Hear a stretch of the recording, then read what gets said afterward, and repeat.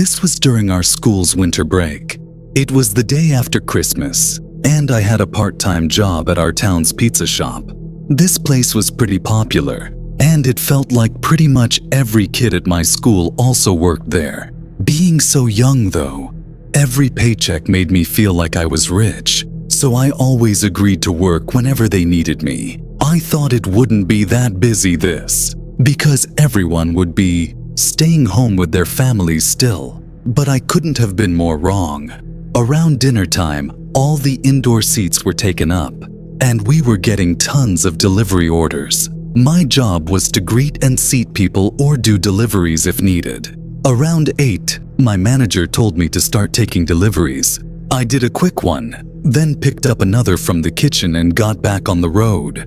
It was a single pizza to be delivered at home 20 minutes away. At least the roads weren't busy. They were actually really dead, like barely anyone was outside, which was a very odd change of atmosphere from being inside the pizza shop. Snow was lightly falling down, really only visible under the streetlights. It was so peaceful. I actually drove the speed limit and tried to soak it in, knowing what waited for me back at work. Eventually, I got to the customer's house though. It wasn't really in a neighborhood. It was directly off the side of the road, with its own long gravel road leading up to it. The house was surrounded by snow-covered trees and had over-the-top Christmas decoration. Their decoration all over their house and front yard. They hadn't plowed their driveway though, which made it difficult to find a place to park without getting stuck. I did the best I could, then got out with their order. One thing I noticed when walking up to their house was that, while all the outdoor lights and decoration were turned on, not a single light inside was on, at least from what I could see from the front of the house. But as I walked closer, I realized there were shoe prints in the snow going up to the front. I figured it was the owner, obviously. When I got up to the porch though, the shoe prints didn't go up to the door. They went around to the side of the porch. I thought that was weird. But hey, it was none of my business anyway. I knocked on the door. It was pretty cold out there. So after 30 seconds, I knocked again. It was quiet outside, just the low breeze and falling snow. And yet, I still heard nothing inside the house. I double-checked the receipt to make sure I needed the payment, then knocked for a third time. I mean, the shoe prints in the snow were fresh, so they had to be home. Getting frustrated and starting to shiver, I knocked one last time, very loudly, probably shaking the whole house. Still, nobody answered. After that, I gave up. I left and went back to my car, getting in and trying to turn it on. But it wouldn't start. The engine kept stalling. I swore under my breath as I cried relentlessly to get it going, only getting more frustrated by the second, and my hands getting colder and colder. Then I happened to glance up and saw a person standing outside the house. They were completely bundled up. Boots, jackets, snow pants, everything. I got out of my car. "Hey, did you order the pizza? I've been out here knocking on your door for 5 minutes." They didn't say anything, but I began walking toward me. It took me a few seconds to realize something wasn't right, and I got back in my car. The way they kept their pace, not hurrying or anything, gave me the impression that they knew I couldn't leave. And that's when I started to panic. I began dialing 911 as they approached my window. Just when the officer asked what my emergency was, they started speaking. He had a low, deep voice and kept asking if I needed help. How the hell would he know that? That only confirmed my suspicions. I told the officer what I could and how to get where I was. The man outside started getting impatient, moving faster and looking around like he was trying to find a way in. It was absolutely terrifying, sitting helplessly in my tiny car with this likely dangerous man outside and only a thin window between us. I kept trying to get the engine running, praying for it to work. He then started reaching into his pockets, looking for something, but I could see the panic in his face. When he couldn't, find whatever he was looking for. He then punched the window a few times, trying to break it before running back to the side of the house, like he was going to get something. 2 minutes passed as I sat there, trying to decide whether to wait for the or leave my car and try to make a run for it. Then I saw the flickering blue and red lights in my mirror, and at the same time, the man showed up on the side of the house, holding something in his right hand. He saw the lights and instantly took off. I'm sure it doesn't need too much explaining as to what happened that night, but that man didn't live there. The owners were gone for the holidays, but the man had plugged in their decoration in the outlet outside the house to make it look like they were home. While I was on the porch, he tampered with something outside my car to keep it from turning on. I'm not a car guy, so honestly, I didn't really understand it. Likely, the man planned to kidnap me, but out of sheer luck, he must have dropped his knife or whatever tool he needed to break the window. So that's what he ran back to get. Nothing's for certain, of course, but that seems like the most likely case. Anyway, I stopped doing deliveries after that night. It was mid-January and it was snowing every day here. I work from home, thankfully, so I didn't have to deal with the awful weather too much. Aside from going to the grocery store and whatnot, some of the days it was pretty bad, with heavy snowfall and gusts of wind. This day, I was in Zoom meetings all day for work, but my connection was really poor and not making for the best experience. Around 6 AM, my connection had cut out completely, and I ended up just having to call it a night from work. The sun had already set by then, but I took my dog outside to use the bathroom really quick. The wind was so cold it was painful, but while I was out there, I noticed a person standing near the road. They were just standing there, not doing anything, which is fine, but also strange in this weather. I didn't stay out there long enough to really think about it though. I hurried inside and warmed up, drying my dog's paws off and bundling up under some blankets on the couch. I turned on the news to play in the background, just in case there were any major updates or possible blizzards coming in. Only a few minutes went by when my dog suddenly perked up, and a few moments later, began growling at the front door. I didn't have any curtains open, so I couldn't see outside. I got up and walked over to the door.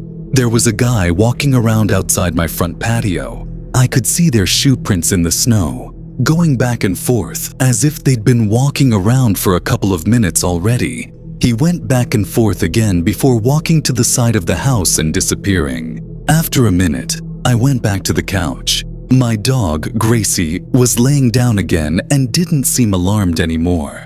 I wasn't really sure what to think about that guy walking around outside my house. It was odd for sure, but enough to call the police over. Probably not. I just kept an eye on Gracie to see if she heard him again. The rest of that night, though, there wasn't anything else. I took Gracie out one more time around 10:00, and it was even colder and snowy outside, so surely nobody could be out here anymore. I then went upstairs to my bedroom and got ready, then hopped in bed and fell asleep.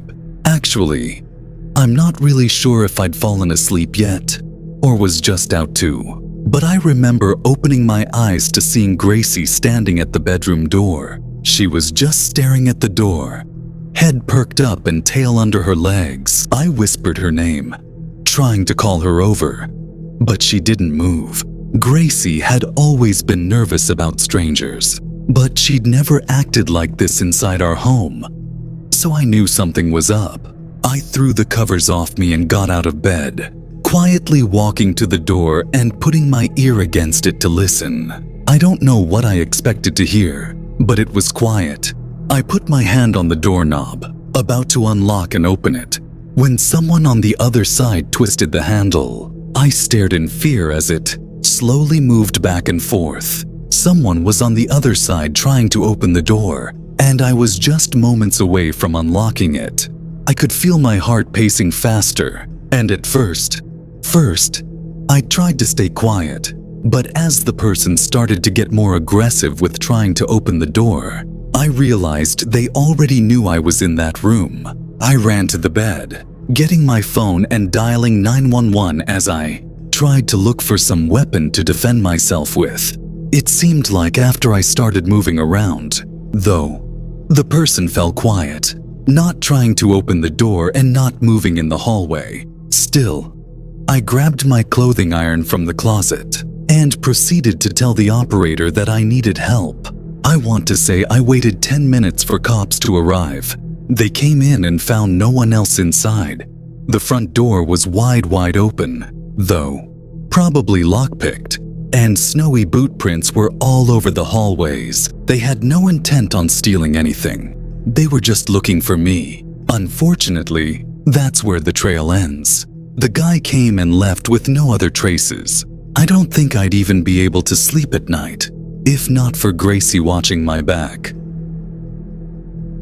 I'm a 25-year-old female. It was a couple of weeks before Christmas. I lived in a small apartment in the city, but worked at an office further out in the suburbs. My shifts were all over the place, sometimes being early mornings and sometimes being late nights. This was one of those later nights where I got out at 11 so.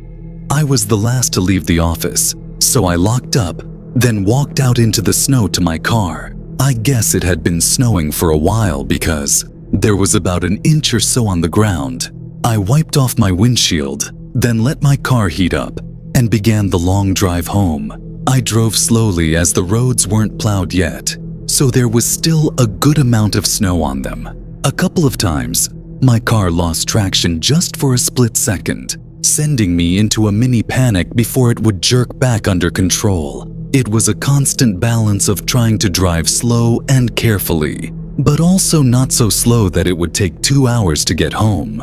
Only 20 minutes into it, my car lost traction again and just wouldn't stop sliding. I slid into a snowbank on the side of the road, slightly angled downward into a ditch. It actually happened very slowly, enough that I don't think there was any damage, but there was no way out. I threw my hat back on and stepped out. My car had basically sunk into this ditch and was covered in snow, almost up to the doors. I put my face in my hands, just frustrated at the inconvenience. I knew I was going to have to call for roadside assistance, but before I got back in my car, some headlights came down the road, slowing down and stopping right next to me. It was a regular-looking silver truck. They rolled down the window. "You need any help? I can tow you out if you need it." "Yeah, that would be great. I'd really appreciate it." It was hard to pass up on saving on a $200 towing fee and possibly waiting for hours.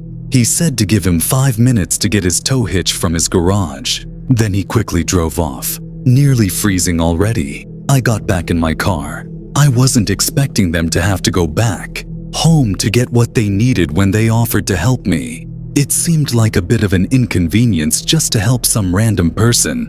From our short interaction though, it was hard to tell if I could trust them or not.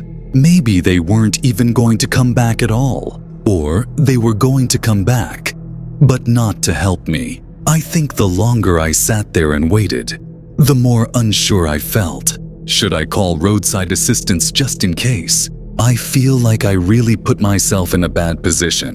I jumped back in my seat, startled by loud knocking on the side window. There was someone standing out there staring in at me. It was a man with 2 thick jackets on and a scarf covering most of his face. I cracked the window down, assuming he was wanting to help me as well, but he didn't say anything. He just looked at me. From the bit of his face showing, his skin was very pale, like he'd been out in the cold for a while. "I'm okay. I've got help on the way. They should be here any minute." "Thank you though," I said, trying to get him to leave me alone. He still didn't acknowledge me. I honestly wasn't too sure on what to do until I heard a click. He tried to open the door. It took me a moment to realize that that's what I heard. And before I could react and roll up the window, he stuck his arm through the crack and unlatched the lock. I tried to grab the door, but he swung it open and leaned into the car. I tried pushing and kicking, but the guy was way bigger than me. pretty much just grabbing my arms and dragging me across the front seat and out into the snow. I was doing everything I could to wrestle my way out of his grip, but he slowly was forcing me further away from the road and into the woods. Just as I was running out of fight in me, headlights lit up the entire area, blinding both of us. A man yelled from the road and scared the guy away from me. He ran straight into the woods, fading away in the dark.